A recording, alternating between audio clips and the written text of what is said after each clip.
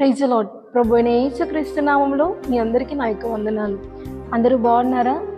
మరి ప్రతి ఉదయకాల వాగ్దానం ద్వారా మీరు ఎంతగానో బలపరచబడుతున్నారని ఆశిస్తున్నానండి.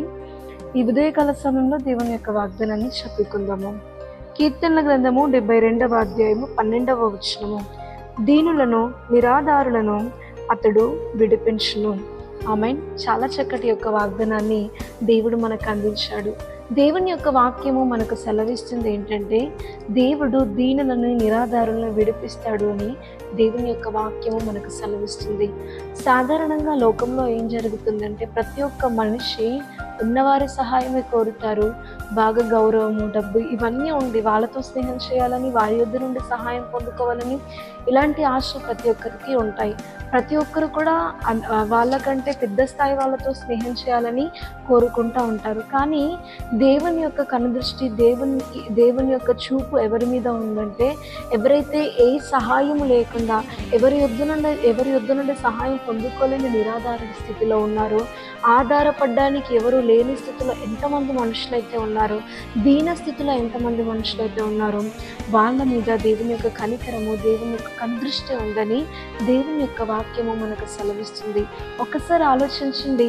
ఈ లోకంలోనికి దేవుడు వచ్చినప్పుడు, దేవుడు అన్నీ ఉన్నవారి వెంబడ వెళ్ళలేరు. అన్నీ ఉన్నవారిని అన్నీ ఉన్నవారిని దేవుడు వెతకలేదు. కానీ నశించిపోయే వారిని దేవుడు వెతకడానికి ఈ లోకానికి రావడం జరిగింది.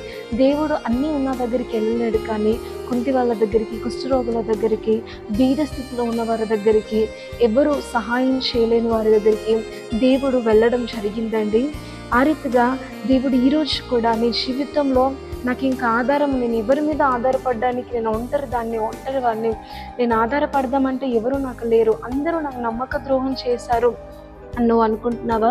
కానీ దేవుడు అంటున్నాడు ఏంటంటే, నిస్సహాయ స్థితిలో, నిరాధార స్థితిలో నువ్వు ఉన్నప్పుడు నేను నిన్ను విడిపిస్తాను, నేను నీకు సహాయం చేస్తాను అని దేవుని యొక్క వాక్యము మనకు సెలవిస్తూ ఉందండి. కనుక దేవుని మీద ఆధారపడండి. దేవుని మీద ఆధారపడితే దేవుడు ఖచ్చితంగా మీకు సహాయం చేస్తాడు. దేవునికి కనుదృష్టి, దేవుని కనికరం ఎక్కువగా దీన స్థితిలో ఉన్నవారిని, ఆ రీతిగా ఆధారపడదామంటే ఎవరు లేరు, ఈ లోకంలో ఎవరు ఉండరు కదండి. సో వాళ్ళ మీద దేవుని యొక్క కనుదృష్టి అనేది ఉందని ఇక్కడ దేవుని యొక్క వాక్యం సెలవిస్తుంది.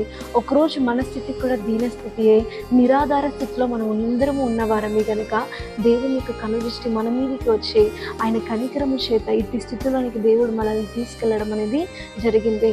మనుషులందరూ గొప్పవారి తట్టు చూసిన రీతిగా, మనుషులందరూ గొప్పవారిని వెంబడించిన రీతిగా దేవుడి కనుదృష్టి కూడా గొప్పవారి మీద ఉంటే, ఈరోజు ఒకనాటి దీనులమైన మనము ఈరోజు ఒక మంచి స్థితిలో ఉండేవారము కాదు. దీన స్థితిలో ఉన్న మనల్ని ఈ స్థితికి తీసుకొచ్చింది దేవుడే కనుక ఇక ముందు కూడా ఆధారపడడానికి నీకు సహాయంగా ఎవ్వరూ లేకున్నప్పటికీ కూడా దేవుడు నేను విడిపిస్తానని నీకు వాగ్దానం చేస్తున్నాడు కనుక దేవుడి మీద ఆధారపడడానికి ప్రయత్నించండి. దేవుడి కార్యాలు మీ జీవితంలో మీరు ఖచ్చితంగా చూస్తారు. ఆమేన్. ప్రార్థన చేసుకుందాం. పరలోకమందున్న మా తండ్రి, నీకు వందనాలు. చాలా చక్కటి వాగ్దానాన్ని మాకు అందించావు. నీ యొక్క వాక్యము మాకు సెలవిస్తుంది, నిరాధారులను మీరు విడిపిస్తారని, మీరు వారికి సహాయం చేస్తారని వాగ్దానం చేసినందుకు నీకు వందనాలు. దీన స్థితిలో ఉన్నవారి మీద, నిస్సహాయ స్థితిలో ఉన్నవారి మీద నీ కనుదృష్టి ఉందని తండ్రి యేసయ్య ఈరోజు మాకు గుర్తు చేసినందుకు నీకు వందనాలు. ఎంతమంది అయితే తండ్రి నిరాధారులుగా ఉండిపోతున్నారో, ఎంతమంది అయితే దీన స్థితిలో ఉండిపోతున్నారో, ఎంతమంది అయితే ఎవరి సహాయం పొందుకోలేని స్థితిలో తండ్రి భయంకరమైన స్థితిలో కృంగిపోయి ఉంటున్నారో, వారందరినీ మీరు జ్ఞాపకం చేసుకోండి. ఈ వాగ్దానం విని విశ్వసించిన ప్రతి జీవితంలో తండ్రి ఆధారపడడానికి నీవు ఉన్నావని తండ్రి యేసయ్య వారిలో ఒక బలమైన విశ్వాసం పుట్టించి నీ మీద ఆధారపడుటకు మనసును దయచేయమని మహిమ, ఘనత, ప్రభావం చూపించుకుంటూ ప్రభు యేసుక్రీస్తు నామంలో అడిగి బతిలాడి వేడుకొంచున్నాము తండ్రి. ఆమేన్.